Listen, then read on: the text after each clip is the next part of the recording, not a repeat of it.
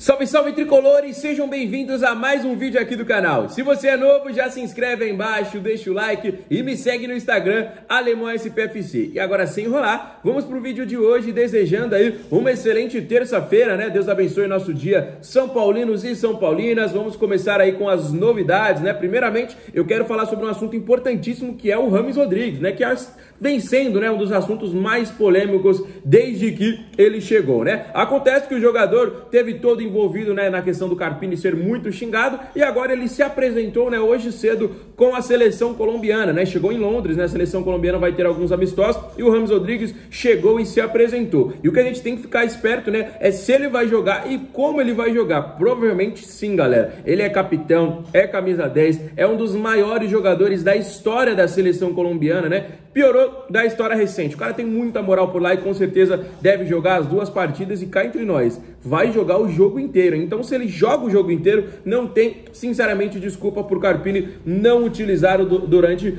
toda a partida. Deixa aí nos comentários o que você acha sobre a situação do Rames Rodrigues. Vamos falar de Libertadores, que é o nosso sonho para a temporada, né? Ontem tivemos o sorteio do grupo e nós estamos aí no grupo B da competição, né? Ao lado de Talleres, Cobresal e também Barcelona de Guayaquil. É um grupo, não vou dizer fácil, né, para não parecer meio soberbo aqui, mas dá para passar, rapaziada, dá para passar em primeiro desse grupo. Acredito que seja um grupo aí que São Paulo consiga assim a classificação. A gente estreia, né, lá na primeira semana de abril contra a equipe do Talleres, fora de casa. Depois a gente recebe o Cobresal no Morumbi e vai fora de casa também encarar a equipe do Barcelona. Esse é o primeiro turno, vamos dizer assim, da fase de grupos do São Paulo. Falar um pouquinho sobre cada equipe, né? O Talleres é meio que um carrasco nosso, né? O Talleres eliminou o São Paulo lá na pré-Libertadores de 2019 e na Sul-Americana em 2022 a gente jogou lá em Córdoba, né, que é a cidade da equipe, e a gente não conseguiu se sagrar campeão, né? A gente acabou terminando aí em segundo colocado, né? Então, rapaziada, é um time aí que tá meio que envolvendo uma mística aí contra a equipe do São Paulo. Eles têm o Nahuel Bustos, vocês lembram bem do Nahuel Bustos, né, que teve uma passagem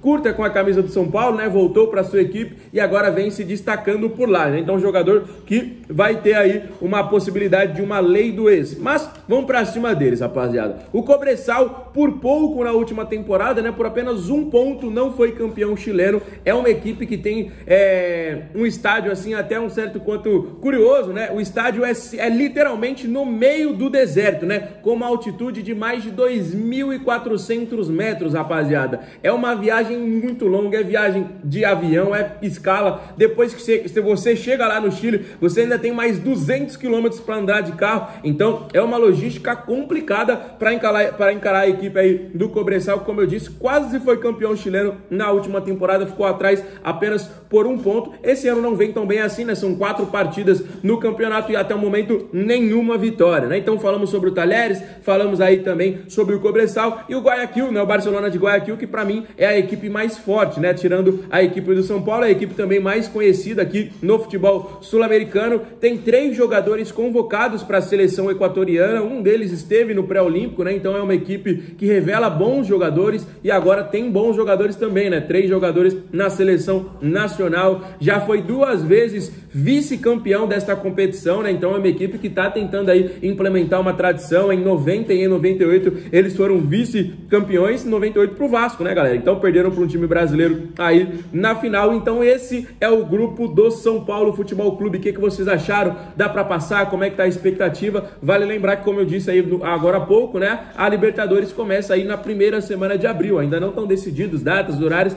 mas vai ser ali o primeiro jogo lá pro dia 3, 4, 5 de abril, por aí, rapaziada. Então, para todo mundo já ir meio que se programando aí para ver o São Paulo em campo na Copa Libertadores, né? Então, além do Rames Rodrigues, que chegou à sua seleção, Rafael e Pablo Maia também chegaram à nossa seleção, né? A seleção brasileira, já fizeram o treinamento ontem, também estão em Londres, né? Então, mais 2 representantes são paulinos, além dele ainda tem o Bobadilha, ainda tem Ferrarese, ainda tem Arboleda, né? Então é uma seleção aí, é um São Paulo muito representado nas seleções, né? Vale lembrar que essa data FIFA serão apenas de amistosos, mas esse ano teremos a Copa América, né? Então existe a possibilidade deles também serem convocados e desfalcar o São Paulo. Mas não vamos sofrer por antecedência, porque a gente estava falando, chegar na semifinal a gente pode perder todos esses jogadores. E aí não chegamos, né? Então não vamos sofrer por antecedência, apenas parabenizar todos os atletas que estão aí representando suas seleções, que joguem muita bola. Vamos com certeza acompanhar. Sábado tem o Brasil contra a Inglaterra e com certeza eu vou acompanhar todos os outros jogos também. Da Colômbia para ver o Rames, do Paraguai para ver o Bobadilha, Venezuela, o Ferrarese, Equador para ver aí o Arboleda e, óbvio, a nossa seleção brasileira, né, rapaziada? A nossa seleção brasileira. Então, vamos acompanhar o desempenho de todos os nossos atletas. Deixa aí nos comentários. Galera, agora a gente vai falar sobre um assunto polêmico, né? Vamos falar agora sobre o meio-campista Oscar. Acontece o seguinte, né? Para quem é mais novo aí e não acompanhou a época, o Oscar saiu do São Paulo em uma polêmica gigantesca.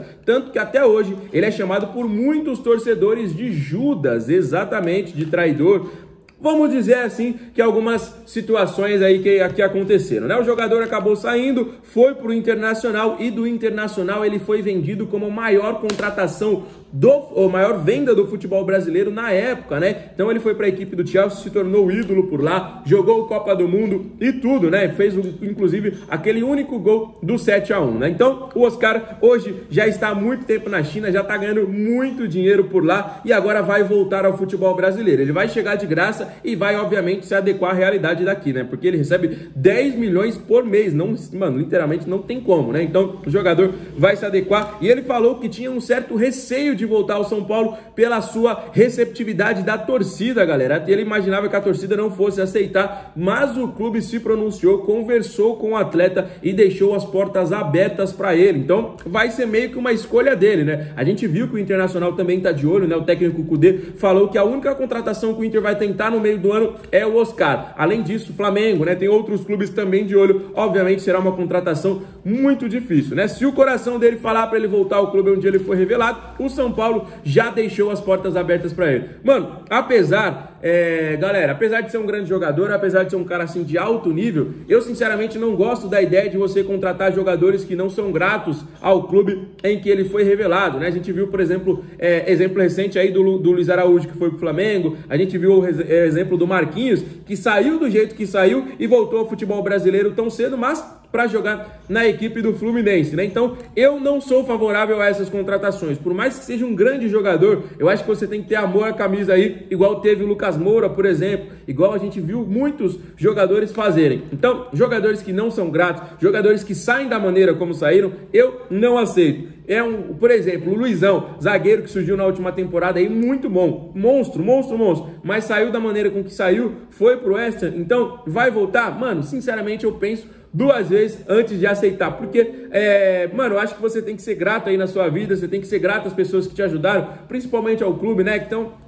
Geralmente a rapaziada chega cedo, né? Cresce, não antes de virar profissional, viram homens, viram responsáveis e tudo mais, e aí sai da maneira como que saiu. Se ele sair como, por exemplo, o Beraldo, né? Que foi uma venda, o próprio Brenner, independente de para onde você for, se você for bem vendido, se você trouxer um lucro para o clube, que é disso que o clube precisa, né? Assim que o clube consegue aí equilibrar as contas no dia a dia, aí beleza, aí pode ser vendido, pode voltar e tudo mais. Mas Luiz Araújo, Marquinhos, eu não aceito na equipe do São Paulo. O Oscar, da maneira com que saiu, também não. Pode ser que ele chegue, cale minha boca, vire ídolo, vire campeão, vire capitão e tudo mais. Beleza, a gente tem que estar sujeito a isso, né? Toda contratação, eu sempre falo que é 50-50. O jogador pode chegar e jogar muito, pode chegar e não jogar nada. Então pode dar certo, pode não dar. É 50-50 uma contratação. Mas se eu fosse ali o homem da palavra, o homem de dizer sim ou não do São Paulo, por mais que goste, por mais que ache o Oscar muito bom jogador, não aceitaria pela maneira com que foi aí a sua saída. O que você acha? Concorda comigo? Não concorda? Deixa aí nos comentários